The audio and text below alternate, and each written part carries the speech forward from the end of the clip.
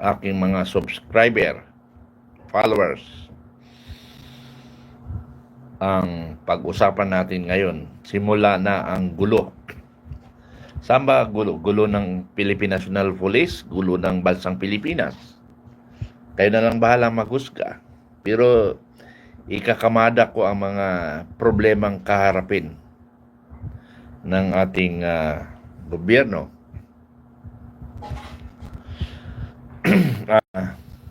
Sa isang napanood ko sa Oriental Mindoro, yung gobernador, si Governor Dolor ba yun? Kung hindi ako nagkamali. Si Governor Dolor, sa kanyang probinsya,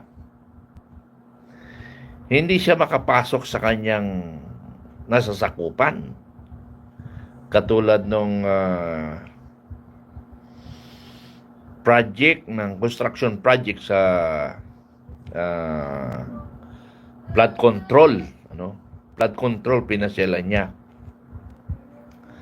Ngayon, pumunta ang isang gobernador.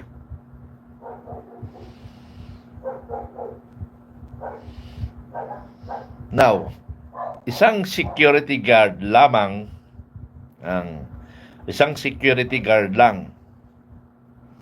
ang humarang sa isang gobernador. Tingnan mo ang tigas ng security, Isang security lang, hindi makaporma ang gobernador. Bakit? Siyempre, ang gobernador marunong rin magrespeto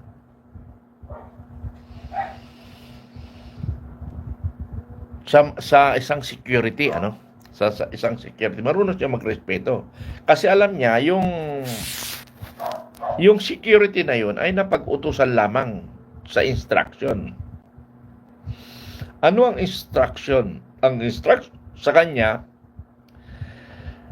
bawal pumunta sino man. Hindi na paliwanag kung sino ang hindi pwedeng pumasok. Basta bawal daw pumasok kung walang written request or written approval from the PWH. Yun ang sabi ng private company. Yung private company, yun ang instruction niya sa security guard. So, pwede siya makapasok kung mayroong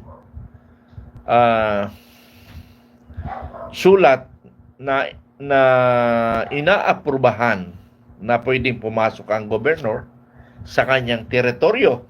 Ako, ganda, no? Ganda. Ang gandang usapin ito, no? Ikaw isang pinuno sa isang lugar, ngunit hindi ka makapasok.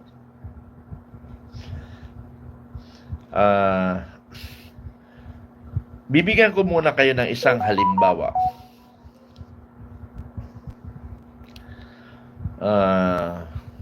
Sa Subic, doon sa isang Subic sa Hanjin Corporation. Bibigyan ng halimbawa, babalikan natin mamaya,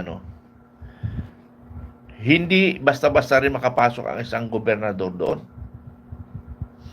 nang walang approval ng manager. Biruin mo, Kailangan talaga ng approval. So, bakit ko nabanggit yon? Because, sabi ko nga, nung ako'y naging Division HOT Officer, kasama ko si Lieutenant Rizalino Oka. Na-assign siya sa Pampanga area siya, Pampanga area. Pampanga area ba o Tarlac pala? Tarlac at saka Pampanga sakop ng kanilang kanilang batalyon. Si 69 IB. Na yan, oh, nakita niyo sa kwano, si Rosalyn Oka, magandang gabi, sir, sabi niya. Kasama ko ito. So, na-assign ako dyan sa area. Ang reklamo ng tao sa probinsya ng Pampanga Tarlac, totoo yan. Binibisita ko yan sa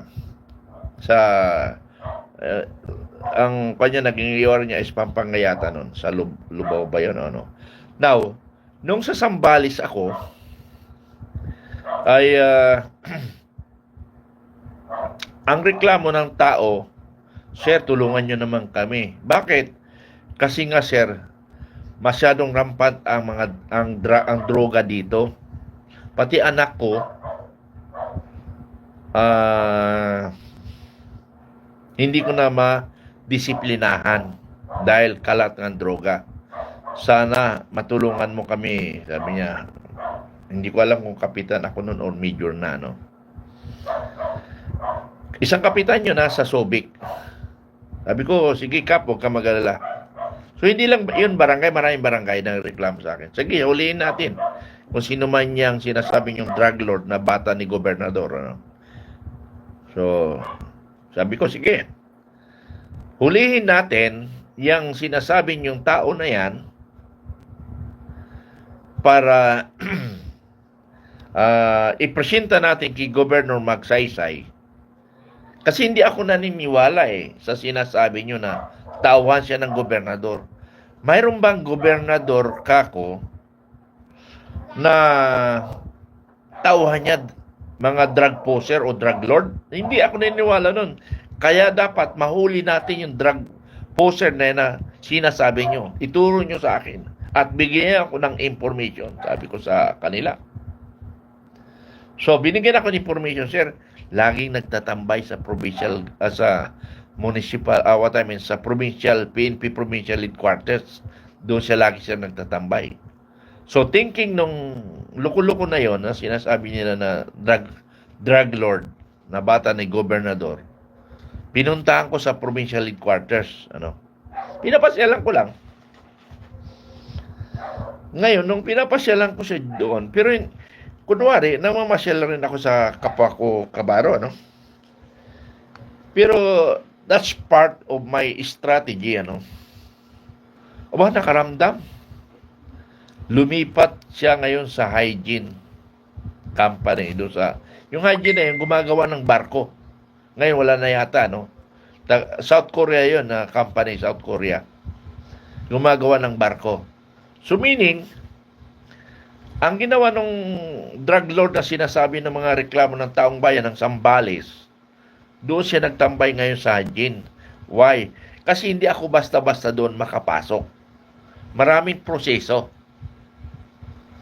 So, sa maraming proseso, hindi ko pwede siyang makita kaagad, mahanap, di ba? Hindi ko siya mukhang, kasi kung sakali makapasok ako doon, kung meron siyang connection sa hygiene, hindi ko talaga makikita kasi nandiyan pa lang ako, nakatago na. Unlike doon sa PNP Provincial Headquarters, hindi siya basta-basta makatago kasi hindi naman basta-basta naman hindi ako papasokin ng Philippine National Police because counterpart namin sila. Naka-uniforme naman tayo. So, hindi tayo pwedeng harangin kaagad ng Philippine National Police kasi nagbibisita tayo, di ba? So, yun yung point ko doon na sa iyong area, hindi ka basta-basta makapasok because private company. Pero yun is dayuhan. Ang pinag-usapan ng higpit. Pero yung pinagtataka ko ngayon sa example, at padagdag ko nga pala, dyan ako na-relieve sa Sambales. Kasi daw, kinakaaway ko daw ang gobernador. Sinumbong ako kay President Gloria Arroyo twice. Dahil hinalaan ko daw na NPA. So, nung una, ang tumawag lang sa akin battalion commander, sabi niya, Segundo, isi-isi ka lang dyan kasi kinausap ako ni Presidente. Pinagdudahan mo daw siya na NPA, na supporter. Maniwala ka dyan ako. Sabi ko, maniwala ka dyan. Droga yung pinag-usapan, no? So, for how many months, lumipas siguro mga 5 months, doon na naman, nireklamo na naman ako. Kasi nga, hindi nakakaporma ang drugs doon sa Zambales pag ako ang nasa area ng Zambales. Hindi sila makaporma kasi nga, sabi ko nga, pag nagtrabaho ako, wala akong pakialam kung kasuhan man nila ako, patayin nila ako, provided magampanan ko ang trabaho ko 24/7. So, hindi makakaporma doon. Kasi kalat yung tropa ko eh. Bigyan niyo ako ng empo. So, wala siya matatagpuan. Kasi siyempre, yung drug lord, hindi naman katulad ng NPA na tumatago sa mga lungga. Pag drug lord ka, isa maliit lang na probinsya, madali kang mahalugad.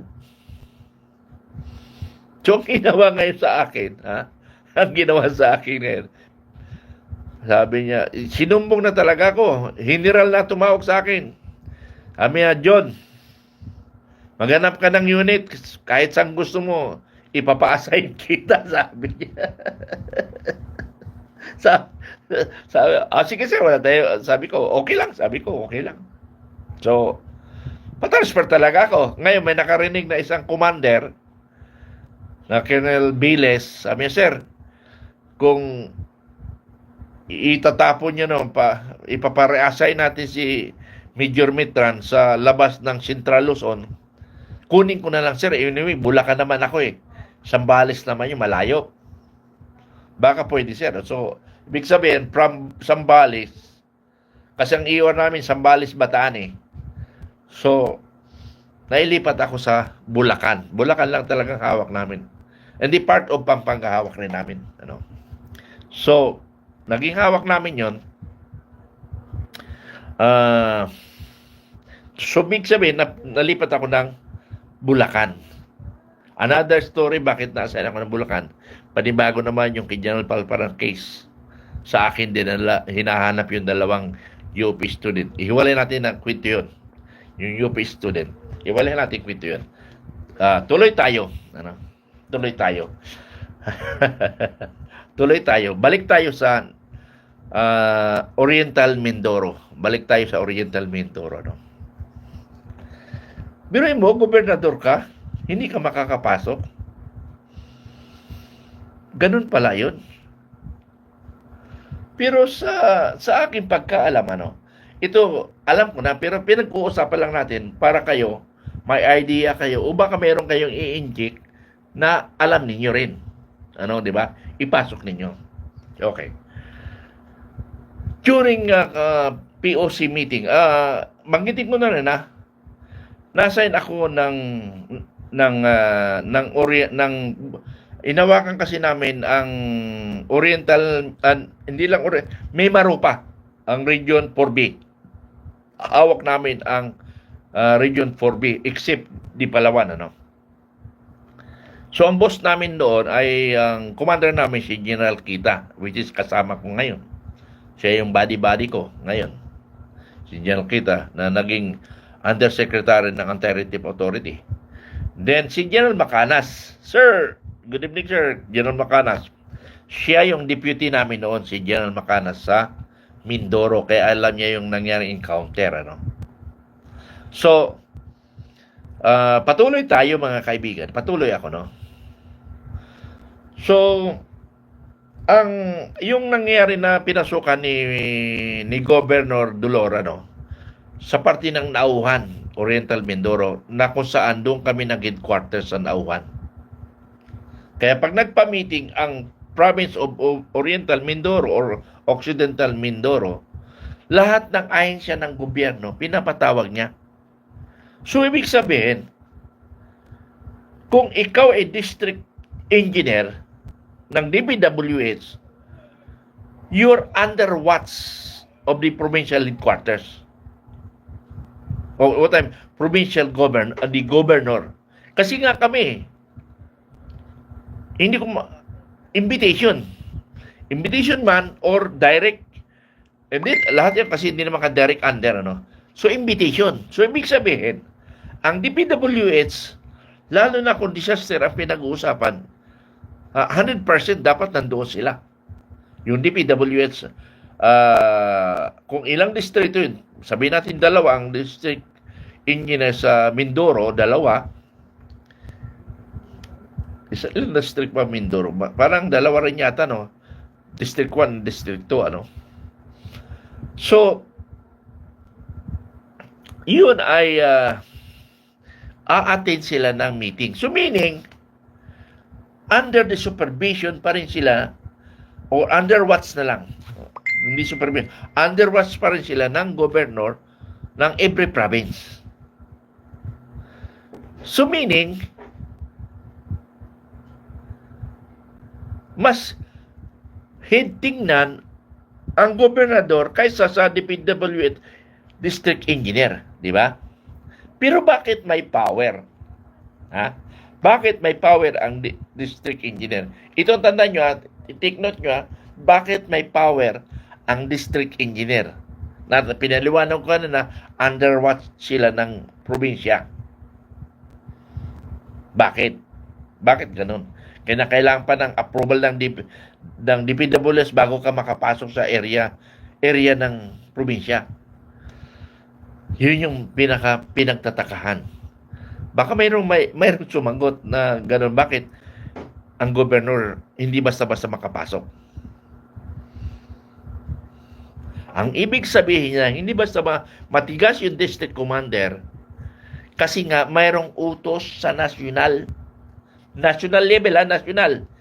Either si spokesperson, si Speaker Romualdez, or ang Pangulo. Dalawa lang yun eh. Kasi yung secretary, yung secretary ng DPWH has no power over the governor. Has no power, yung secretary of DPWH has no power to direct the governor to prevent the disposition of the governor. But, dalawa lang ang pwede. The Speaker of the House or the President of the Republic. So, alin sa dalawa doon na may pangil? Hindi natin alam ngayon. Kasi ngayon, sa Kongreso, nag-iimbestigahan na ngayon. Sino ang nagko-control ng budget ng Pilipinas? Yan yung pinagtatalunan nila sa Kongreso ngayon eh. Doon sa SUNA, doon sa SUNA ni Pangulong Marcos, may word siya doon, mahiya naman kayo. Paimbestigan ko. Naku, naloko na. Ay, alam mo, sa totoo lang, napansin ko ang gobyerno ngayon parang mga sira-plaka, mga sira-ulo. Napansin ko ngayon itong administration, mga sira-ulo. Sira-ulo yung Pangulo, yung kanya mga salita, yung mga kanya narrative statement. Hindi ko na alam kung totoo o hindi eh. Now, problema sa Mindanao, nakialam si Secretary Lagdameo at nakialam si General Anyo o General Secretary Galvez sa problemang MILF, sa problema ng BARM that is international. What I mean, internal affairs. Pinapakialam nila ang operation ng isang minister, ang tawag siguro doon, sa BARM. Bakit nila pinapakialaman ang operation ng BARM? Independent yung BARM eh. Ano ba ang nangyayari sa ating bansa? Sarsuela. Balikan ko mamaya. Babalikan natin yung MILF, na problema. Ito ngayon, the worst talaga. Ito, pinag-usapan natin yung flood control, connected to sa flood control sa Oriental Mindoro. Mamaya ko tatapusin yan. Punta natin sa mga problema sa Sarsuela. Kasi ang napag-usapan natin ito, yung Yung para bang magulo. Napansin natin ang ating presidente, hindi nakapanipaniwala mga narrative niya. Okay.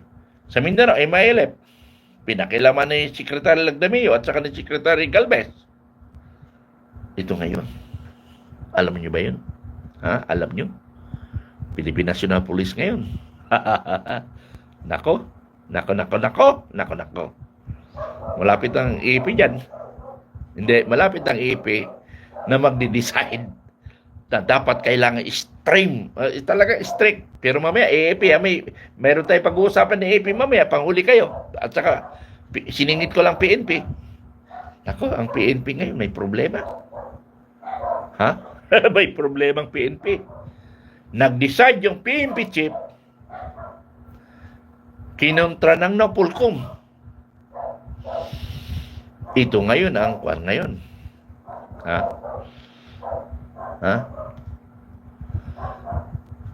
Ito ngayon ang problema.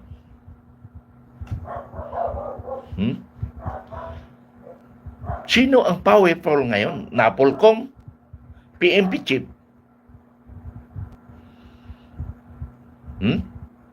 Kasi yung Napolcom, alam ko, undersecretary ng DILG yan, So, meaning, mas powerful yung Napolcom kasi under Yosek yun, yung head of Napolcom, But, the Philippine National Police is an organization of the National Police. Has the power to decide of his subordinate. Bakit ngayon pakialaman ng Napolcom? Although that is administrative, but yung kanyang disposition is operational in nature. Nagkataon lang order, kaya administrative, but that is a part of operational. Part of operational ang decision ni General Torre. General Torre, makakabawi ka ngayon. Tingnan ngayon ang galing mo, ang tapang mo. Kung uobra ka, o baka kinunwari ka lang na matapang, kinunwari ka lang na magaling ka. Dito ngayon masusubukan ang galing mo, General Torre. Dito ka masusubukan, General Torre. Dito ka masusubukan, General Torre, ang iyong galing and disposition. You are the PNP chief. You have a prerogative to decide within your operational control. Napolcom is only administrative. Now, kung mag-order ang Napolcom, pwede lang gawin yun because they are dictated from higher. They are dictated from the higher. Kaya yung Napolcom susunod rin. Sino ang behind that? May nababasa ako kung sino ang nasa likod niyan. Tandaan mo, General Torre, bibigyan ko kayo ng clue, idea sa mga nakikinig ngayon. General Torre is class 93. Ang nasa loob ng PNP, mayroon pa yatang class 90. Mayroon pa yatang class 90. Mayroon pa, ata lang ng class 90 na PMA hanggang 92. Tama ba ako? 92. So mayroon pang tatlong class nandyan sa loob ng PMA ngayon. And you are PNPA 93. So you are very junior among other senior generals. You are appointed by the President of the Republic. Wala kayong magagawa. Pero ang tanong ngayon, ano ang karisma ng mga general na senior sa loob ng Philippine National Police? Sa loob ng Philippine National Police. Ano ang karisma ng mga general na senior dyan sa loob ng Philippine National Police. Ha? General Torre, wake up! Dito ngayon masusubukan ang tapang mo, galing mo. Hindi na kita hamunin magdo tayo sa kumbatan. Dalawa lang tayo. Hanap tayong kalaban. Ang daming impi ngayon. Ha? Ang daming impi ngayon. Dalawa lang tayo makita ng bundok. Pero pag nagawa mo yan, nakasurvive ka ngayon, hindi na kita hahamunin. Sasaludo na ako sa iyo. Publiko, makinig kayo. Makinig kayo, Pilipino. Makinig kayo, Pilipino. Subaybayan natin ang Pilipinas kung saan hanggang ang tapang at galing ni General Torre. Nandito na ang challenge. Ha? Nandito na ang challenge, mga kaibigan. Nandito na ang challenge kay General Torre. Dito ko ngayon makikita ang tapang at galing niya. May problema na kayo sa Pilipinas. Una, pinapakailaman na kayo ng DILG. DILG ang nakikialam na. Nag-aaway na kayo ni Remulla. O kaya pinag-aaway-aaway kayo dyan. Ingat ka, General Torre. Baka magkamali ka ng decision. Lagi nakabuntot mo. Alam mo, General Torre, ang nakita kong loyalist mo na general, si Pardo lang. Si General Pardo na isang babae. Yun yung alalay mo, nasa likod lagi nakatawa. Yun yung alalay mo na general. Wala akong ibang nakitang general, lagi mo alalay. Tanong ko nga kay General Fajardo, alam bang priority ni General Fajardo? I will question you, General Torre. Ha? Bakit si General Fajardo is a commander of the Region 3? Bakit lagi kayo nagkakasama? Lagi siya sa Manila. Yes, because she is a spokesperson. Alin bang priority dyan ninyo? Yung spokesperson o as a commander? Bakit? Kulang ba ng Philippine National Police Commander? Kulang ba ang general ninyo para magdoble kayo ng trabaho? O sobrang galing talaga ni Pardo? O sobrang galing sa kasip-sipan sa iyo para prior your retirement, maiupo mo si Pardo ng ibang posisyon? Ay, Diyos ko naman.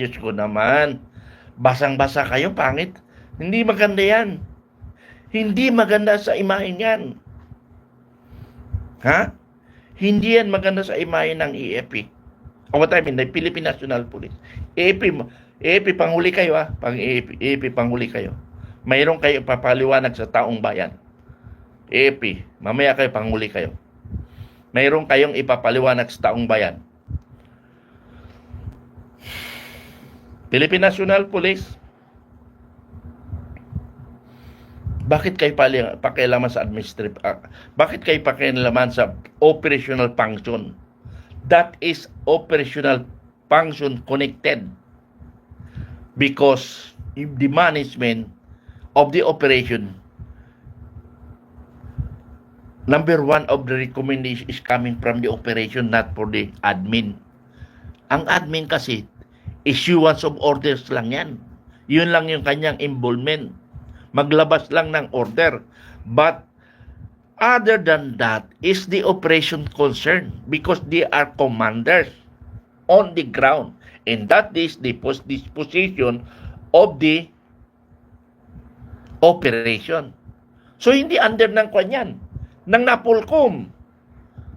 Even though I did not research because I did not research, but based on my knowledge and experience, and if you define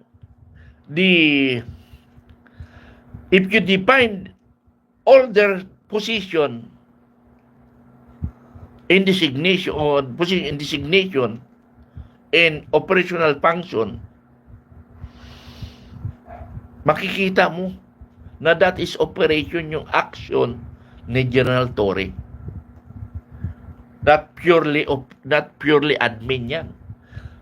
Kumbaga sa percentage, 10% lang yung admin involvement. Concern dyan yung operation. What operation?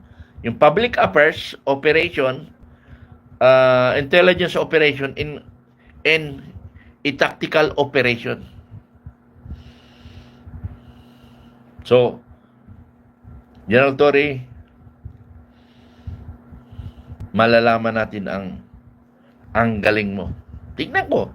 Ang galing mo sumagot eh. Ang galing mo magdepensa sa KOGC at saka kay Duterte. Ngayon, tingnan ta. Ang galing mo, General Torre. Ha? Tingnan natin ang galing mo.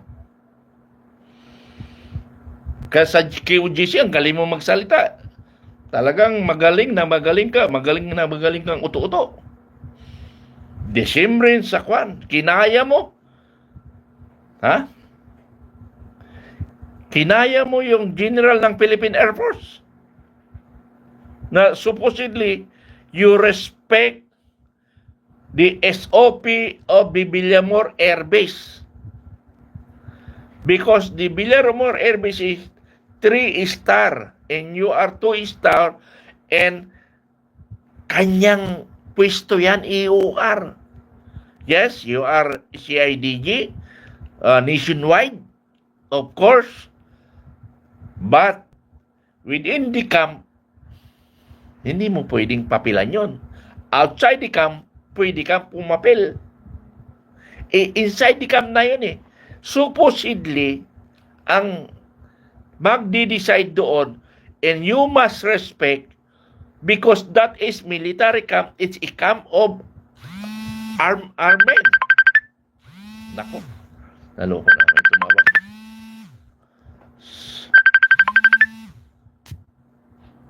Okay, tuloy tayo.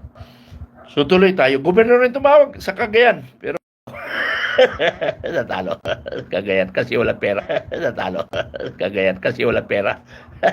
Katulad ko, hindi ko rakot eh. Kaya walang pera. Mahirap tumali sa politika pag walang pera. Pag hindi ka magnakaw, ano. Mahirap po sumasok sa politika pag walang pera. Kasi nga, hindi ka mananalo. Kasi ang tao ngayon, pera ang pinatinitingnan. Eh kung hindi ka rin magnakaw, hindi ka rin manalo. So, iwanan natin yun. Ibang topic yun. Balik tayo sa kwento ko. So, yun lang, General Torre. Ipakita mo ang galing mo. Okay, balik tayo sa Oriental Mindoro.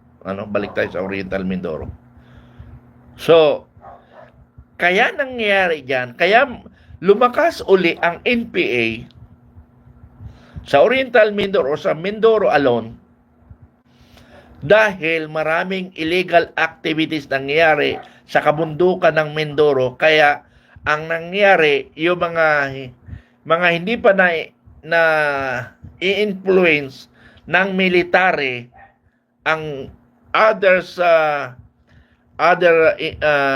indigenous people doon sa Mindoro, madaling paikutin ng makakaliwa. Kaya dumami ang NPA uli. It because of illegal activities in Mindoro Island. Bakit dumami ang NPA sa Mindoro Island? Panahon dyan pa rin yan.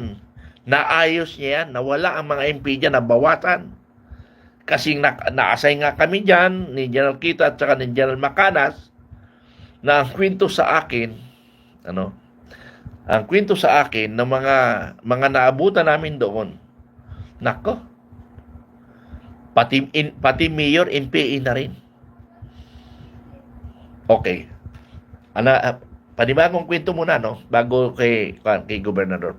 Kwento sa panahon ni General Kita at General Macanas. Yung isang board member ng electric company, siga-siga yun, siga-siga, yung board member electric company. Talagang nakakaya ang military. Yun ay malakas magbigay ng suporta sa NPA. Pero siya na rin nagkwento yun, siya na mismo, sabi niya. Siya na rin nagkwento sa akin, puro katatawa na yung kwento niya sa amin, na katatawa na Nakakatawa. Pakinggan nyo na lang. Nagkwento, naging kaibigan ko yun, nakalimutan ang pangalan eh. Board member ng electric company. Mapera yun eh, board member eh. Electric kaya, hindi mapera yan. Ano? Amin sa akin eh. So, sabi ni General Palparan, pinatawag niya lahat yung mga suspect. Tapos, yun na nga yung sinasabi kong board member, pinatawag. Nilagay sa isang kwarto, yung board member na yun, iniimbestigahan nung hindi ko malaman kung sundalo o opisyal. Kinukus yung gano'n. Tapos, dumating nga si General Palparan. Pero hindi niya alam na general yon. Hindi niya alam na yun na si Palparan. Pero alam niya na yung Palparan nakakatakot. So, ang pinagtatakahan niya, iniimbestigahan siya, pero yung 45 niya, hindi kinukuha sa kanya. Yun ang tataka sa kanya. Yung 45 sa katawan niya, kasi authorized eh, license eh, hindi kinukuha sa kanya. Yun yung pinagtataka niya, pero iniimbestigahan siya. Hindi ko matandaan kung sinabi niya na nagbibigay siya ng suporta. Hindi nagbibigay suporta ito ngayon. So, si General Palparan na nagtatanong sa kanya. Pabalagbag pa yung sagot niya eh. Kay General Palparan. Kasi hindi nga mapagkamalang general si Palparan doon. Kasi nga, malit ang katawa, payat. Hindi siya, akala niya sundalo lang, General Palparan. Biglang pumasok yung company commander ng Special Forces na binigyan niya ng misyon, ano? Binigyan niya ng misyon. Pasensya kayo sa ingay ng aso, ha? Kaya nilalakas ako na lang boses ko, ha? Daming asos paligid, ano? So, may pumasok company commander ng Special Forces, yun ang binigyan mission. Pagdating niya, nung kapitan, reporting sir. Sumalo na si General Palparan. Dako, sabi niya. Oh, kamusta ang lakad mo? Okay lang sir, medyo okay naman. Napangganong-ganto. Hindi ko alam kung totoo talagang nag-report o parang may pang-siyak. May pang-siyak si General para okay na sir, naayos na namin sir. Hindi na mag-iingay yun. Sabi niya siguro, kasi alam naman natin si General Palparan, sabi ng mga makakaliwat, bardoga ng bayan, parang Duterte rin siya, no? Okay. Nung sabi niya sa akin, nako, sabi niya, nako, si General Palparan siguro ito. General Palparan na ata ito, sabi niya. Sa isip niya lang, ha? Nako, sabi niya, General Palparan siguro ito. Hindi niya malaman kung mapapatay sa mapay. Hindi niya malam papay siya mapatay. Hindi niya, sabi niya, hindi niya malaman. So, medyo naglaylo na yung kanyang forma, no? Naglaylo na yung kanyang forma. Siya nagkwento yan eh. Kasi nabarkala ko eh. Nagkwento. Tapos, hindi ko malaman kung pinatawag niya yung isang NPA. Isang NPA na yun ang kanyang inaabutan ng mga supply. Kung alam mo, 2 sakong bigas. Iyon ang tagakuha yung NPA na yun sa kanya. O kaya pera. Kasi kamag-anak niya rin yun eh. Yung NPA na yun, kamag-anak niya. Tapos nakita niya yung pinasadya yata. Pinakita niya na gumagalaw-galaw yung kwan. Yung NPA na yun na kamag-anak ng board member. 5 yata sila na membro ng NPA. Pinalakan niya. So, ganun-ganun. Pumasok sa isip niya, nako, delikado si General Palparan. Napasukan siya ng NP na hindi nila alam. Yun ang pumasok sa isip niya. Sabi niya, kilala mo ba yan? Sabi niya, kilala mo ba yung 5 na yan? Hindi ko matanda yung sagot niya eh. Siguro sinabi niya na, yes sir. Oh, yan ang nagturo sa iyo. Yan ang nagturo sa iyo. So, nung malaman niya na supplier na siya ng NPA, yung board member, nawala na yung kaba niya. Kasi nga, alam na pala ni General Palparan na nagbibigay sa NPA. So, medyo nawalang kaba niya. Kasi nga, bakit nawalang kaba niya? Kasi nga, hindi nga siya kinukunan ng 45 eh. Dala-dala niya pa rin 45. Hindi siya dinisarmahan. So, nawalan ka ba yan? Sabi niya, nagtiwala sa akin to. Pinatawag lang ako. Sabi niya, Nyal Parad, sabi niya, hindi ko, board member, ang lahat ng alam mo, ikwento mo na lang sa akin para hindi na tayo magtagal. Hindi na tayo magtagal. Ang lahat ng alam mo, ikwento mo na sa akin. So meaning, simple lang yung pag-interrogate ni Jal Palaparan. Wala nang takutan. Ayun. Nagkwentuhan na silang barkada. So, isa sa dahilan yun, kaya nalaman niya lahat ang sitwasyon sa buong Mindoro. Ganon ang taktika ni Jal Palaparan. Ganon ang taktika niya. Okay, balik na tayo sa kay Governor. Balik ulit tayo kay Governor. Sabi ng Governor, kanina lang, nag-usap kami ng district engineer. Nasabay kami ng joint inspection. Nandito na ako, wala pa sila. Wala pa sila. Sabi naman nung sulsur na reporter na taga-ABCBN, okay na, ABCBN ang kuha na. So siguro yung Governor, siguro hindi pro-admin kasi nga, or pro-admin, si speaker may tinatago kaya hindi pwede pumasok. Alin sa talo, pro-admin man or whatsoever. So, ang sabi ni Governor, kung ayaw niya akong papasukin, ibig sabihin, mayroon kayong tinatago. So, yun ang sabi ni Governor, mayroon kayong tinatago. So, pangalawa na ito, pinambigyan namin kayo. Ngayon, pangalawa hindi na pwede. Ayun, pinursige niya. So, lilitaw ang investigation sa flood control na wala palang alam mo sabihin na 1 million. 1 million lang pala nagamit. Kaya yun, tinatago nila ngayon. So, kaya pala ayaw pa imbestigahan ni Pangulong Marcos yung kanyang flood control kasi madadamay rin siya. Damay siya eh. So, yun yung problemang Mindoro. So, lumilitaw na ngayon. No? Kasi malapit ng 2028 na dati ay para bang napunta kay Marcos lahat.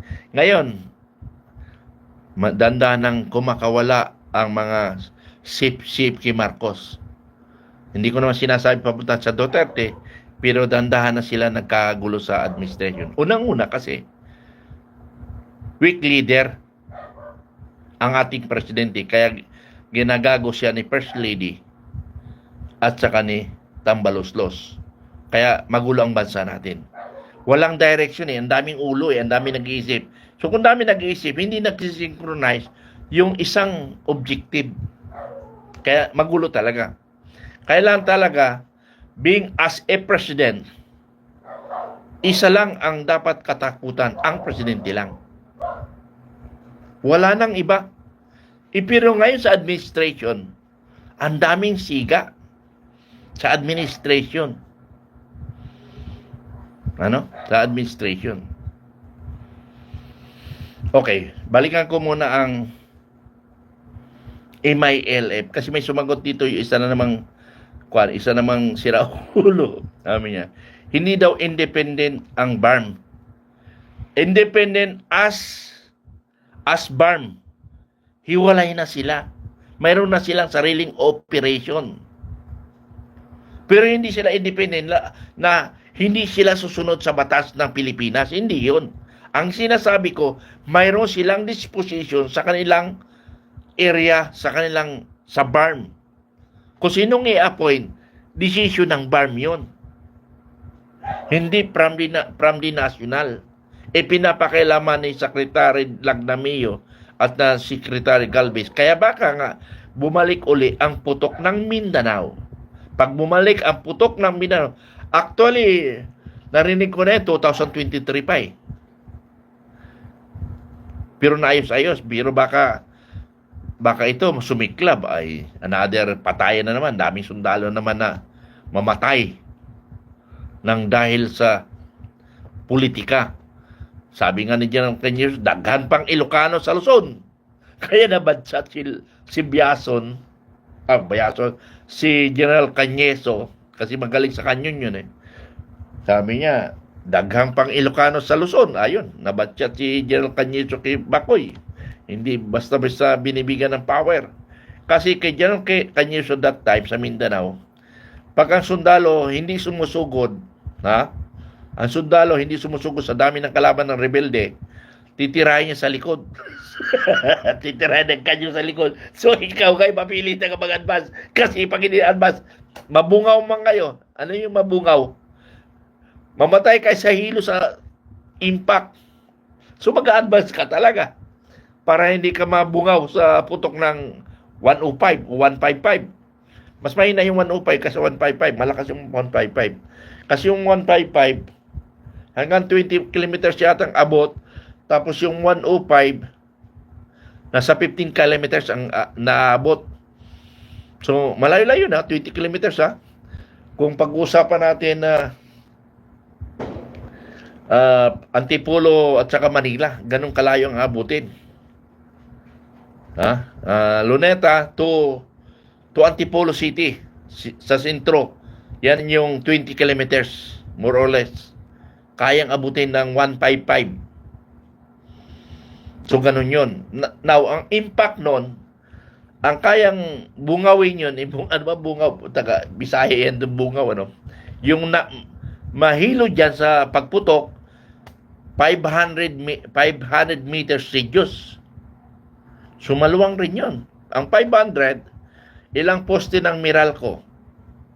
Pag 500, 10 na poste ng Meralco layo. Ilang pagitan ng poste ng Meralco? 50 meters. So, 50. So, 50. 10. Para 50. Tama. 10 poste ng Meralco. Yun yung 500. Ano? 500 meters. Ano? So, yun yung maabot ng kanyon. So, forward. So, balik tayo sa yung Mindanao. Ganon na mangyayari. Pag pumutok, patayan na naman. Pilipino sa Pilipino, kakantahan tayo ng asin, ano? Bayan ko, sinilangan. Okay. Balik tayo ngayon sa kwan. Tapos na tayo sa issue naman ng NBI. NBI na naman. National Bureau of Investigation. NBI. Ha? National Bureau of Investigation. Yung hepe, nag-resign dahil mayroon demolition job. Sino na naman nagdi-demolish yung job? Galing na naman national yon. National na naman. Pailalim, para katulad sa PNP, galing sa national. Bulabugin nyo sa ilalim para magkagulo, para mapalitan. May mga ganon. Sige, bahala kayo, magkagulo kayo. Tama lang yan, para maging maayos ang bansa. Kasi gusto nyo naman ng isang direction lang, NBI. Simulan nyo na ng problema. Wala naman kayo nire-report na tama NBI. Nasira na kayo dahil sa politika. Dahil kay Marcos regime, yung credibility na ng NBI, wala na. Wala nga ako magandang narinig sa NBI ngayon. Mula kay Marcos Parang walang natatrabaho ang NBI. Parang monitoring lang. Parang katulad kayo ng NICA. Ang NICA ngayon, normal kasi NICA kasi ang NICA, ibig sabihin, National Intelligence Coordinating Agency o Authority. Ayaw kung authority o agency o administrative. Basta yung NIC, National Intelligence Coordinating Agency o Authority. Ano? Para kayo na rin ganun, NICA. Kayo NBI. Kasi ang NBI, National Bureau of Investigation. Magkaiba, di ba? Magkaiba, investigation. Yung naman, intelligence coordinating. Sa ibig sabihin, coordinate.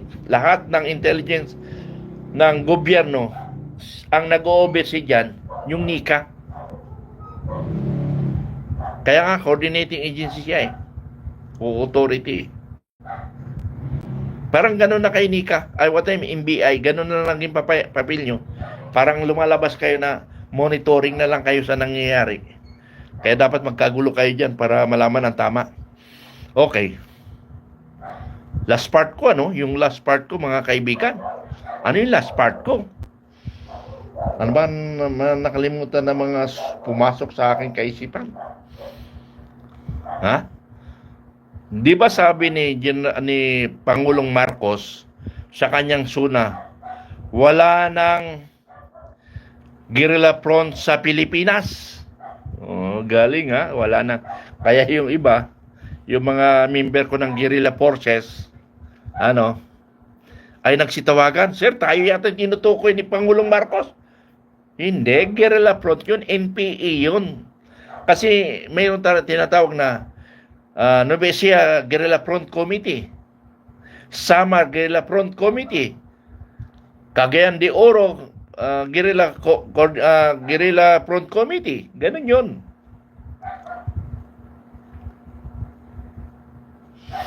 Okay, balikan pala natin ang Mindoro, no? Kaya lumalakas ang tao, nabanggit ko na pala kanina, no? Kaya hindi mawala-wala ang NPA sa Mindoro, it because of mga illegal activities dyan sa Mindoro. Kaya tama lang yan, Governor Dolor, pakialaman mo kasi ngayon ang problema dyan, kaya hindi natapos-tapos ang gera dyan, parang katulad dyan sa Samar, dahil nga sa mga illegal activities, ang ating mga politician, patulog-tulog, corruption drain. Okay, so dito na tayo. Sabi ng Presidente, wala nang guerrilla front sa Pilipinas. At in-announce pa ni Colonel Louie Di Maala na dati kong kasama. Hindi ko matandaan kasi General Di Maala kung nakasama ko sa Samar o dito sa Central Luzon. Tiniente siya noon eh. Hindi ko lang matandaan kung saan ko siya nakasama. Ang tatay kasi nito, General. Pero wag niyo sisisi si General Di Maala. Si General Di Maala ay tagapagsalita lang. Tagapagsalita lang sa kung anong inuutos sa kanya o anong ibinibigay sa kanya, yun lang ang ipaparating niya sa taong bayan. Hindi pwede magsalita si Colonel Di Maala na sa kanyang iniisip lang. Bawal yun, mali yun. Because the word of Colonel Di Maala is the word of the Army Commander, time of General Galido. Pero I think so, hindi yan sa Army galing. Nakuha niya sa GHQ. Then, na-release sa Army. Kaya yung Army nagsabi, kasi more on Army naman ang humaharap sa guerrilla front ng NPA. Ano? Hindi Filipino guerrilla forces, ha? Oh. So, in-announce niya na wala ng guerrilla front sa Pilipinas. Bakit? Ito na yung gaba, eh. Ito na yung gaba, mga kaibigan. Ito na yung gaba, Alam mo bakit gaba? Kasi nga, nung Suna 1, yung Suna ng 2024, sinasabi niya, we accomplish 500 flood control. So, palakpakan ng mga sip-sip. After 2 days, nagabaha, ayun, nawasak yung mga flood control. Ang loob pala, kawayan. Malabnaw ang simento. Ayun, nakasiraan. Sayang ang pera. Yun yung tanong doon.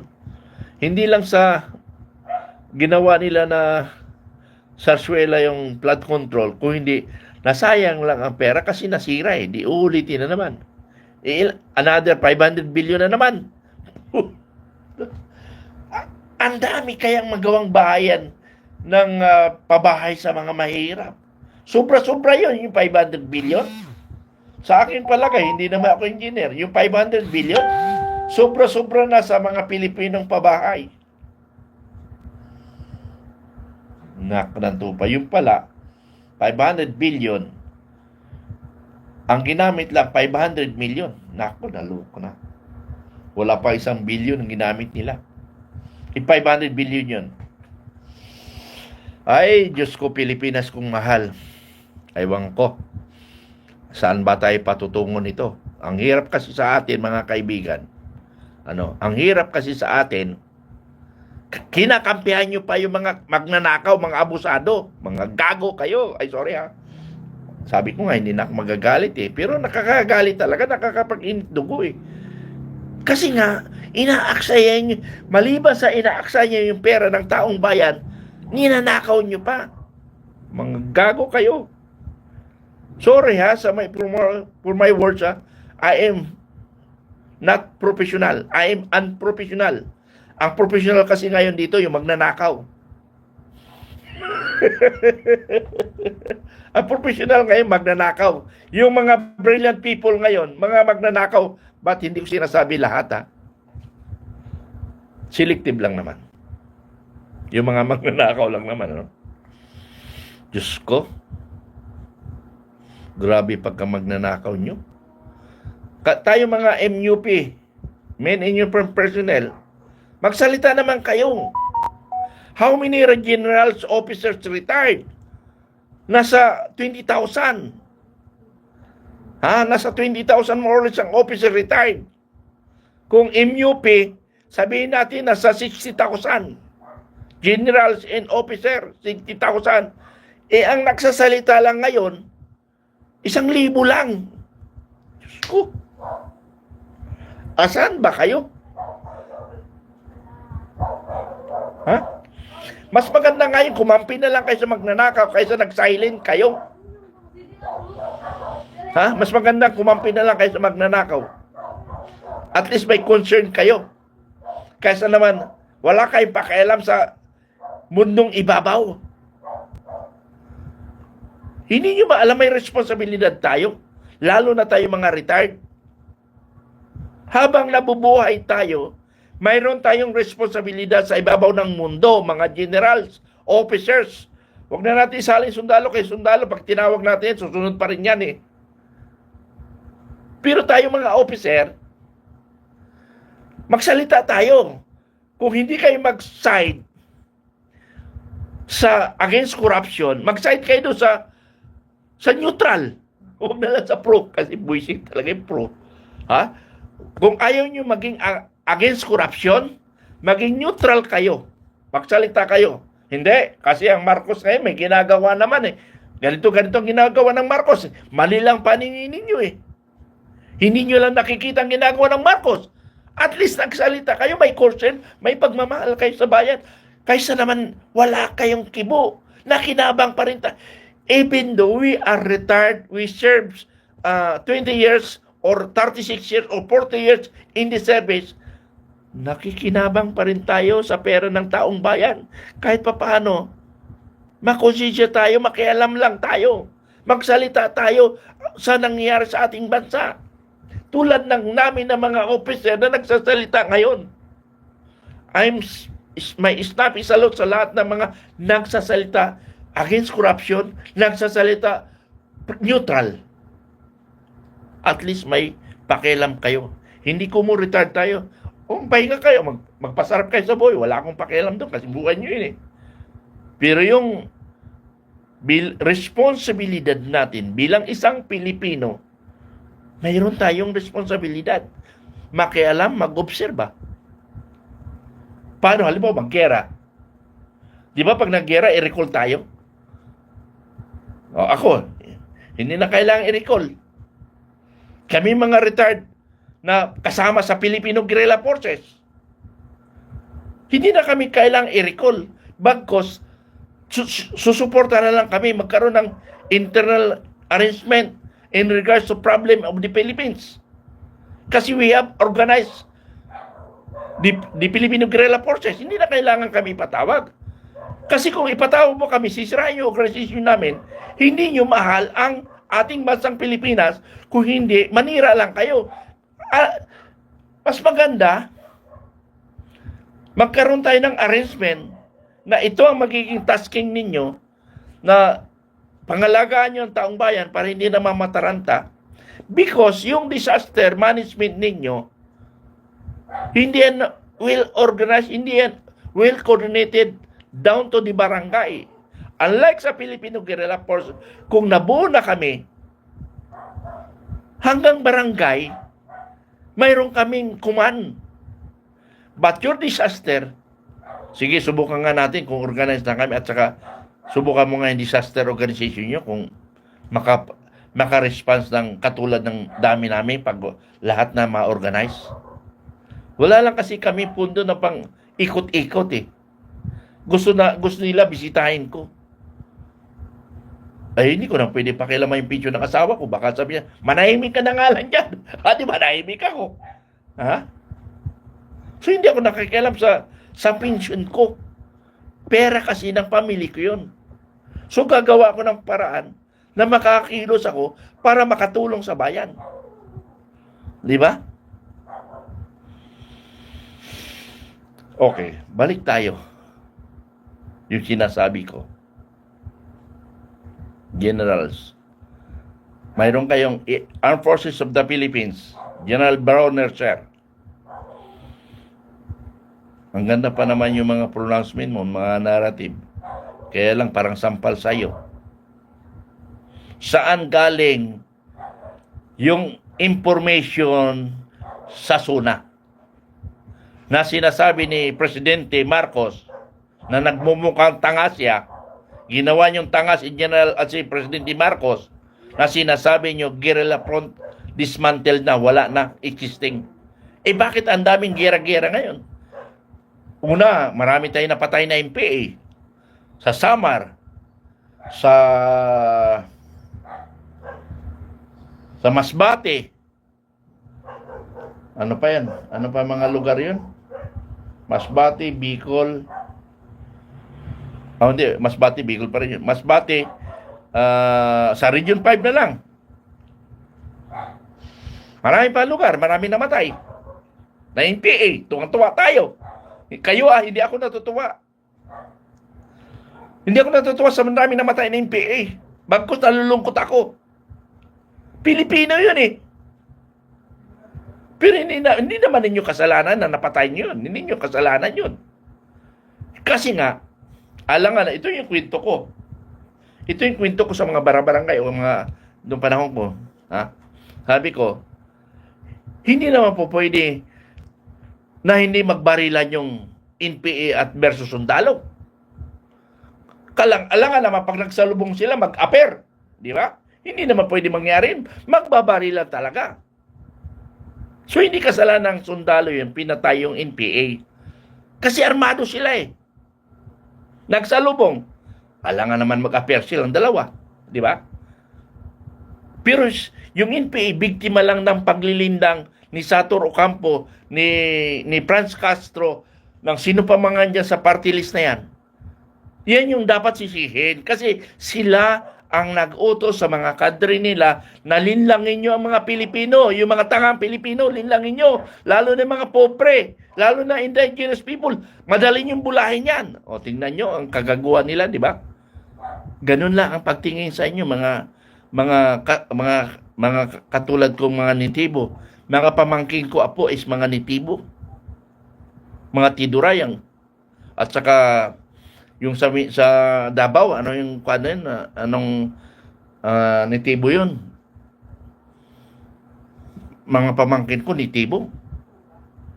Ang tingin sa inyo ng NPA, ng mga kadre, na mga senador, na mga maka-NPA, at saka mga congressman na mga maka-NPA, ang tingin sa inyo, tungaw.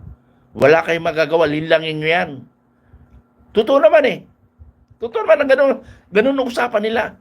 Dito sa mga hindi pa natin napapasukan, madali lang natin yan mabubola. Madali natin makuha. Lalo na sa mga parplang barangay. Yan ang pasukin nyo. Hahanapan nyo ng problema. Nasasabihin nyo, pinababayaan kayo ng gobyerno. Kailangan mag-aklas tayo. Labanan natin ang gobyerno. Kasi ang mga gobyerno, corrupt. Totoo naman. So, ganun ang mga taktika nila. Ha? Ganun ang taktika nila, mga kaibigan.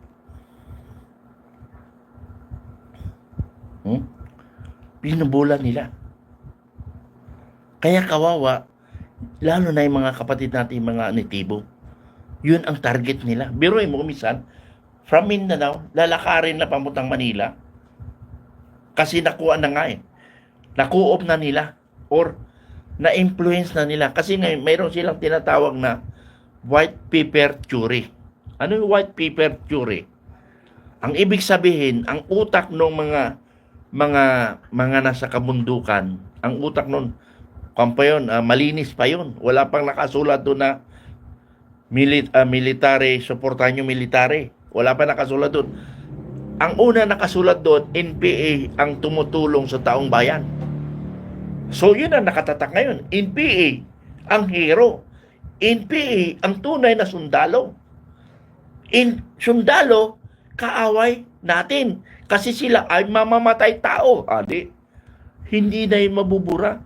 Kaya nga, white paper theory. Hindi mo na mabura sa utak niyan. Ang ibang nga dyan eh. Pag nahuli namin, hindi yan magsalita, magpakamatay na lang yan. Biruin mo yung paniniwala nila. Magpapakamatay na lang. Yung ibang experience namin, nilagay namin sa second floor na, sabi namin, hindi naman to tatalon eh. Ayun, tumalon. Una ulo, patay. Ha? May nagpapakamatay. It because, alam nila, nakatatak sa utak nila, pag nahuli kayo ng sundalo, kailangan either pumatay na kayo o magpakamatay kayo kasi papatay na rin lang kayo. Yun ang nakatatak. So, kung yun ang nakatatak sa NPA, it's either magwala yun para makapatay man bago sa mamatay or magpakamatay. Yun yung doktrina ng NPA na hindi natin alam kaya hindi matapos-tapos ang gera because kagagawa ni Franz Castro, yung Manuel, yung isa pa si Brusas, yung mga nasa Congress ngayon, sa Senado si Ontiveros. Sino pa nandyan yan? Mayroon pa, hindi ko lang ma-identify. Ha? Wala ibang nakapasok, hindi si Ontiveros lang ang makakomunista. Alam mong ginawa ni Senador Hontiveros na batas para pabor sa NPA, sa mga makakomunista, sa NDF? Gumawa ng batas na yung child abuse yata na hindi pwedeng saktan ang mga bata at saka dinodoktrina nila na ang mga bata may karapatan mga tuwiran sa magulang. Yan eh, kaya nga mga anak ngayon, mga salbahe na. Kasi tinuro na nga ng makakaliwa. Huwag kayong papayag na basta na lang kayong kaninin ng inyong mga magulang. Niluwa lang kayo. After that, wala na silang responsibility, wala na silang karapatan sa inyong pagsabihan, saktan kayo. Kaya kailangan lumaban kayo. Tingnan mo, ang dami mga bata ngayon swile. Sino may gawa niyan? Si Hontiveros.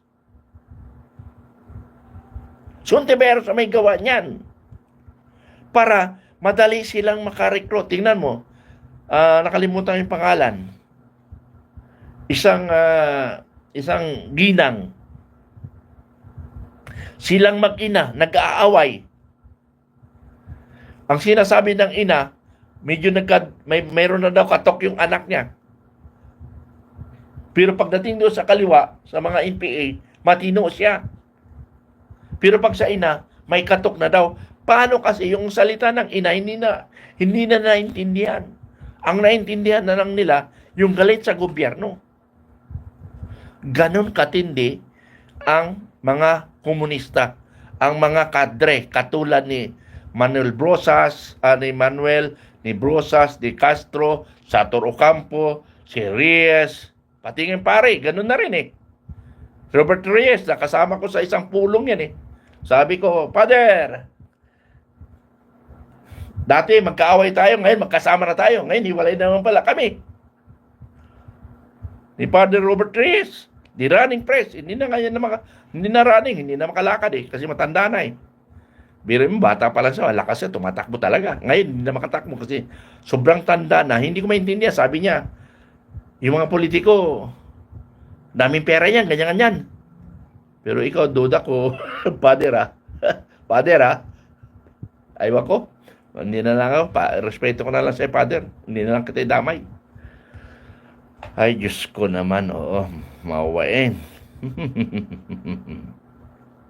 Ay, Diyos ko. So, mga kaibigan, AFP, magpaliwanag nga kayo. Bakit nyo sinabi kay Pangulong Marcos na wala ng Guerrilla Front Committee? Neutralized na. Bakit ang daming pang patayan ngayon? Namatay sundalo, namatay NPA, parehas lang Pilipino yan. Hindi kasalanan ng sundalo na napatay ang NPA. Because, ang ginagawa lang ng sundalo, pinoprotektahan niya lang ang taong bayan. Because that NPA, the enemy of the Filipino people, kalaban ng taong bayan niya. Tandaan nyo Pilipino, magising, wake up. Wake up, Pilipino. Ang NPA ay kalaban ninyo. Ang mga sundalo, ipinagtatanggol lang kayo sa mga kalaban ninyo. Kayo ang may kalaban dyan, hindi ang sundalo. Kaya naging kalaban lang ng sundalo because sila lang may armas. Dahil naging silang may armas, kaya nakapatay sila ng NPA, it because of you. Pinoprotektahan lang kayo na hindi kayo ipiperwisyo ng NPA. And that is the job of the Armed Forces and the Philippine National Police. Hindi kasalanan ng National Police, hindi kasalanan ng Armed Forces na mapatay ang NPA. Bakos kinakawan, nakita nyo, sa isang post, di ba yung NPA, walang nag-claim na magulang, so ang nagpalibing, ang sundalo. Tinawag ang pari ng sundalo na iblis na lang yan. Kasi wala nag-claim Yung namatay na NPA, kaya tingnan nyo ang sundalo, namatayan pa sila, pero namatayan na ng NPA, sundalo pa rin nagpalibing kahit napatayan sila. Because that is our responsibility to protect the Filipino people. Kaya naging kaaway nila ang NPA because they protect you. Kung hindi kayo protektahan, ay bahala kayo dyan, di ba? Pero pinoprotektahan kayo. Kaya, naging kaaway nilang sundalo. Subukan nyo, hindi namin kayo ipagtanggol. Hindi pala, retired na ako. Subukan, hindi kayo ipagtanggol ng sundalo. Kung hindi, pag sisipain na lang kayo ng NPA. Hihingan kayo ng buwis. Pagkain. Isa ba sila kukuha ng pagkain? Di ba galing rin sa inyo? Kayo nga tagabili. Kaya, nag-i-exist ang NPA ngayon because ang barangay ang nagpapakain. Okay, another kwento. Napasok na lang ito, Isa kong member ng Filipino Guerrilla Force sa Batangas. Ang dami ko surrenderin na FGF dyan sa Batangas. Mayroong 34 years, mayroong 28 years. So, ang tagal, sa serbisyo. Ang tagal sa serbisyo, Ang tagal sa serbisyo yan.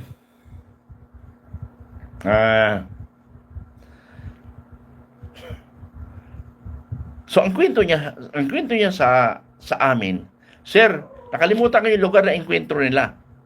Parang sa Cavite yata o Batangas rin. Sir, nung nagkaroon kami ng enkwentro, marami kami napatay na pulis. Alam mo, sir, kung saan kami tumagaw? Sa isang barangay sa Batangas, hindi ko na lang sabihin. Yung barangay pinuntahan namin. Dito, sir, dito namin pinatago yung 60 na NPA, 60 na NPA na itago nila. Sa isang barangay lang. Sa isang barangay lang. Naitago nila ang 60 na armadong NPA. Take note nyo, Yung mga babae, nasa bahay. Yung ibang lalaki, nasa bahay rin. Yung hindi kayang i-accommodate, itinago sa isang lugar na hindi nakikita ng mga community. Nandoon lang sila nakatambay. Ang nagpapakain, yung barangay captain. Barangay captain. Kasi yung isang NPA doon, taga roon. Siya ang nagkup-kup. Hindi pwede magsalita yung kapitan kasi pag nagsalita yung kapitan, ganun man. So, ang ginawa ng kapitan, nag-cooperate na lang. Because, walang military, walang pulis na may alam sa mga bagay na yan. Wala alam. Kasi kung may alam yung military in that area, Batangas, alam nila i-co-op. Alam nila paano neutral. And one thing more, gera, nag-enkwentro.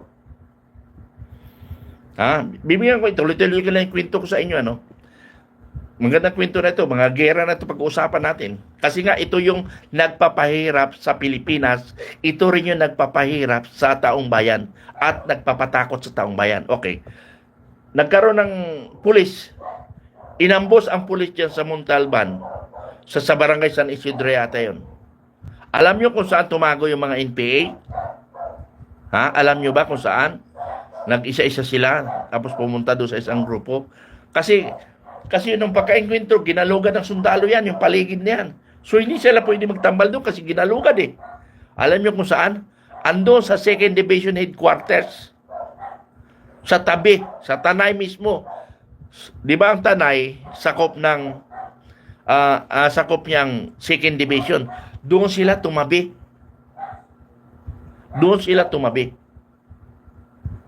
Doon sa headquarters ng 2nd Division.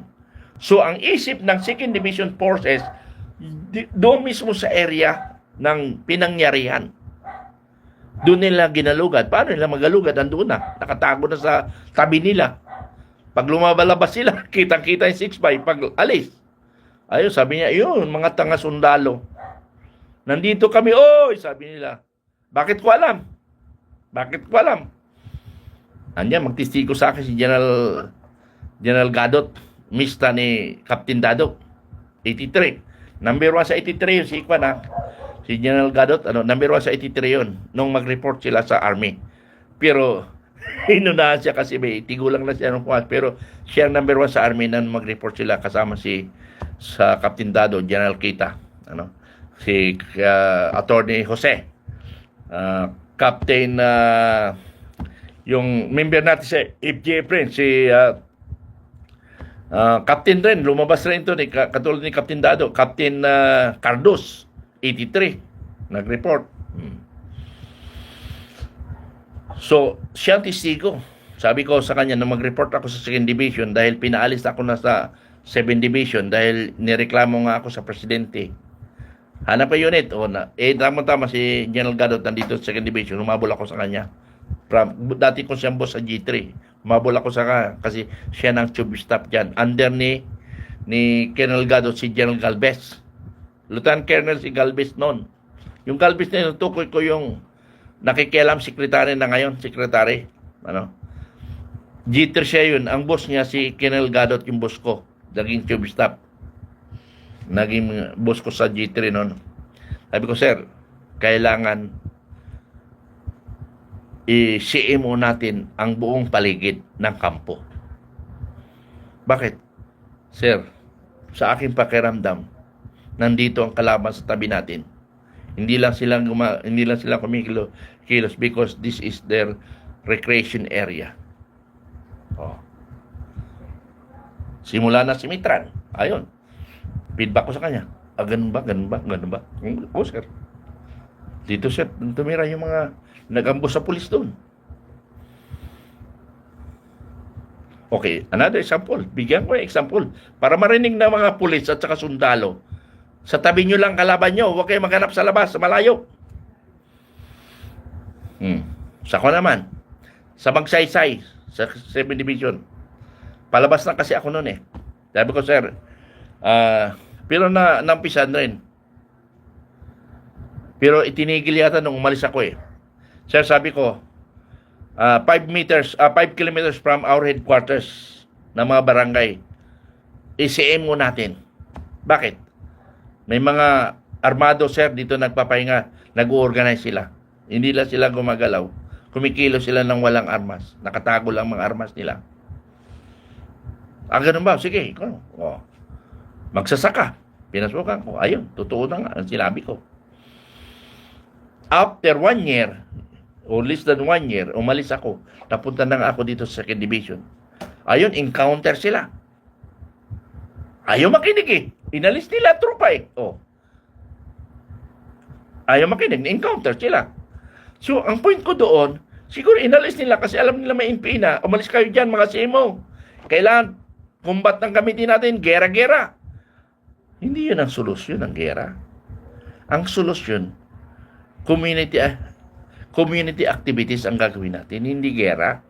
Kasi insurgency is not a kumbatan. it is a war of propaganda. Alam natin lahat yan eh. But we are focused, we are particular on combat accomplishment. Yung requirements na yan, yung combat requirements, accomplishment, pinapaalis ko yung combat scoring. Combat scoring, pinapaalis ko, kumbaga, least priority. Yung clearing di barangay, ang gusto kong mangyari. Clearing of barangay. Pag sinabing clearing of barangay, i-clear mo yung community, lalo na yung mga connected sa NPA. Siyempre, normal yung ating local leaders dyan, kailangan makuha natin because yung mga leader dyan, pag influence ang area, pati barangay captain, mayor, kakampi nila yan. Kaya pag umalis tayo, balik pa rin yan silang lahat. Kasi nga, hindi natin nakuop ang community, ang barangay, ang municipal leaders. So, babalik sila. Dahil hindi natin nakuha sila. So, kung nakuha natin lahat yan, yung armado, aalis. Aalis yung armado. It's either mag-surrender, maglaylo, o doon sila pupunta sa isang area na patulog-tulog yung military commander or police commander. Doon na naman sila maghasik ng lagim. Kaya yun ngayon, papaglipat-lipat sila. Yung mga virgin area, yun ang papasukan nila kasi hindi pa nila nabubula yun. Sino mo Central Luzon, mahirap sila makarecover. Ang Southern Tagalog, mahirap sila makarecover. Pero ang NPA, nandito na ngayon sa Metro Manila, according to my members of Filipino Guerrilla Forces. Nandito sila sa Metro Manila. Wala na sa Central Luzon, wala na sa Tagalog, nandito sila sa Metro Manila. They are preparing for 2020 election. Tingnan mo, lumalabas na sila nagpapakita, nagpaparamdam na ngayon. So, magising tayo, armed forces. Huwag tayong, we will not base on theory. We will not base on school solution. We will base on our experience in combat.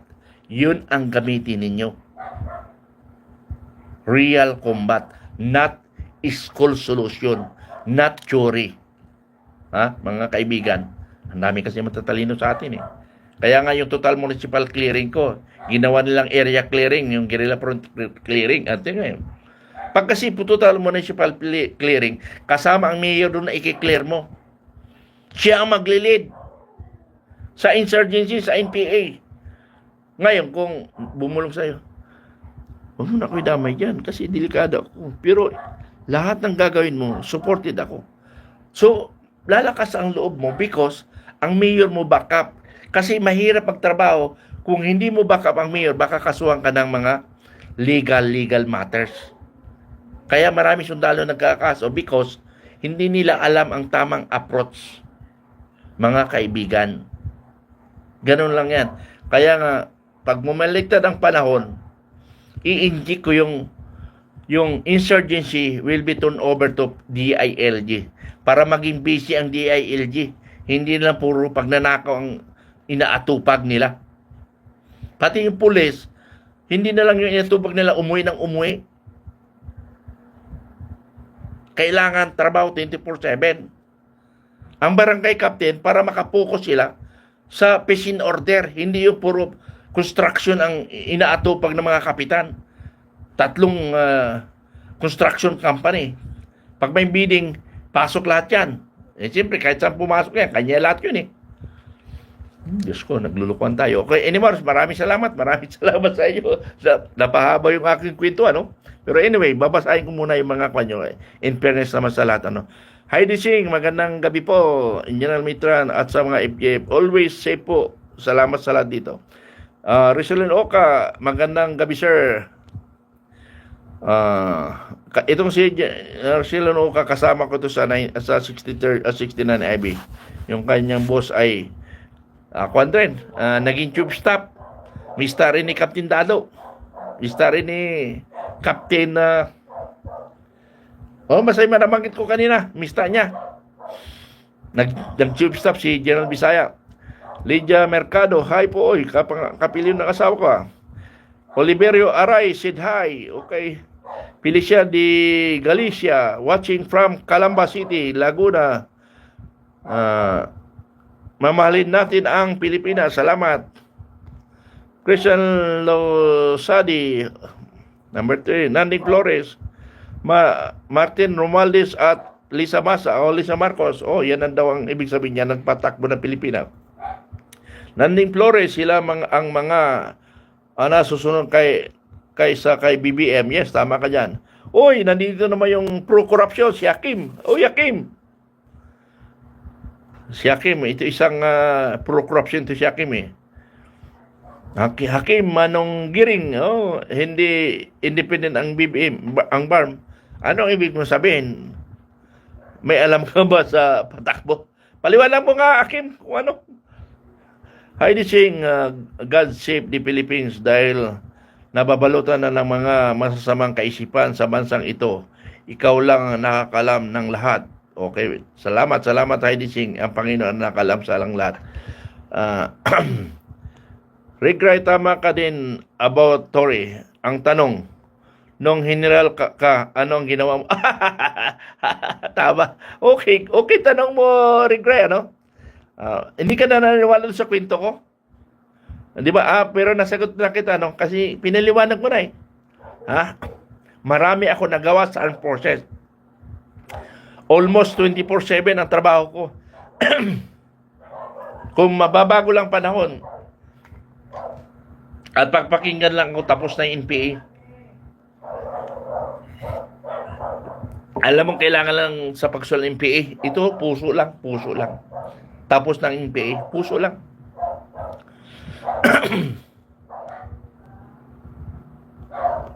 Alam mo, Rick Ray, ako ang tunay na makabayan. Wala na akong sa serbisyo, pero nagtatrabaho pa ako para sa bayan. So, ikaw ay kakampi ng magnanakaw rin, ano, Rick Ray? Mga ganong salita, kakampi ka ng magnanakaw. Kasi ang sinasabi ko dito, mga kaibigan, tulong sa ating gobyerno. I am not against the government. I am a pro-government, but kalabang ko ang corruption. Ganun lang, kasimple. Victor Sparolino, sir, kasi may basbas ng presidente. Yes, tama ka dyan. Yung mga nakawan, basbas ng presidente yan. Jaime de la Cruz, sir, buti si General Torre, may gawa kayo po. Wala tapos na laban, nakakulong sila si Torre, ang magaling, Laban, nakulong sila si Torre, ang magaling. Ano? Sir, buti General Torre, may nagawa. Kayo po ba kayo ay wala tapos laban? Alam mo, Jaime, makinig ka na lang sa aking vlog para kung tingnan mo. Kasi nga, kung mabigyan ang pagkakataon, tatapusin natin ang NPA. Kaya nga lang, hindi ako nakakaabot sa taas. Now, I'm retired. Kaya kong gawin ang gusto kong gawin. Ano? Kakampi ka ng General Torre, di ipagtanggol mo General Torre. Ganun lang kasimple. Heidi Cheng, General, mabuti na wala pera basta malinis ang intensyon sa bansa. Dahil mo pa ang mayaman, may bonus ka para sa Diyos. Kaya magpatuloy lamang po sa tuwid layon ng bansa. Oy, ingan ng aso. Yes sir, paano hindi lalakas ang NPA ulit? Kayang-kaya nila paikutin ulo ng BBM, lalo na si Tambaloslos. Tapos, pati ba naman si General Galvez ay mukhang tuwang-tuwa sa mga galamay ng CPP-NPA. Yes, tama ka dyan, ano? So, yun lang muna. Maraming salamat sa lahat. At salamat rin sa nagpakulay. Bakit hindi ko nakita yung pakulay nito? May nang ko na naman eh. May dumali na naman sa akin eh. May dumali naman sa akin na pinigil yung mga pasok ng kwal, ano? Anong tawag nito? Kinontrol naman. But anyway, at least ipaparating ko sa taong bayan ang gusto kong mangyari. At makatotohanan yung sinasabi ko. Subaybayan na lang natin, mga kaibigan. Subaybayan natin. Subaybayan natin. Maraming salamat. Bye-bye. I love you all. Pati na yung mga pro magnanakaw. Bye-bye. Bye-bye pro magnanakaw. Bye-bye. The Filipino guerrilla forces is pro-government but anti-corruption and anti-communism. Napagaganda, di ba? Tapos kontra-kontra kayo, ha? Sige lang, kasi kakampi kayo ng komunista o kaya ng magnanakaw. Hindi lang kayo manahimik dahil wala naman kayo na itutulong sa bayan. Kahit ako retired, binubuhis ko ang buhay ko. Hindi nyo ba alam? Yung pagdadaldal ko dito, buhay ko kaya nakabuhis dito. Ang dami ng banta, pero hindi na ako takot sa banta. Kasi nung bata nga ako, hindi ako natakot eh. Ngayon pa na anytime, pwede na akong mamatay sa edad ko. Di ba? Nung kabataan ko eh, wala pa ako anak eh. Warrior na ako eh. Sa edad kong 14, di ba? Di ba? 17 lang kami. Sa edad kong 14, 17 lang kami. Ang aming napatay is 17 na rebelde. Tapos ang mga sugatan, 150 na rebelde. 17 lang kami. Walang namatay sa amin. Tinamaan lang yung kabady ko. Pero sabi nga, ilaga nga ako eh. May agimat ako ilaga. Tumalab yata yung agimat ko ilaga. Kasi yung balikat nung tinawa sa amin, nasa balikat ko. Kaya nung nihatid ko sa gitna na paksol, yung aking body, na si DNPF si Antonio, pag dapa ko uli, nako, bakit may mainit? Nakapa ko may slag ng pal. Akala ko may butas yung aking dibdib, may dugo, pero wala naman. Siguro tumalab yung agimat ko. Di ba? Ganun lang yun, kasimple. Kasi sabi ng Panginoon, Commander Bukay, marami ka pang gagawin sa Pilipinas. Hayaan mo yung mga aswang, yung mga pro-magnanakaw. Hayaan mo sila. Kasi kaligayahan nila yung maging pro-magnanakaw eh. Tayo, hindi tayo pro-magnanakaw. Against sa magnanakaw tayo. Yun ang objective natin. Wala nang iba. Maraming salamat. Maraming salamat. Bye-bye. May snappy salute sa lahat ng mga makabayan. Tunay na makabayan.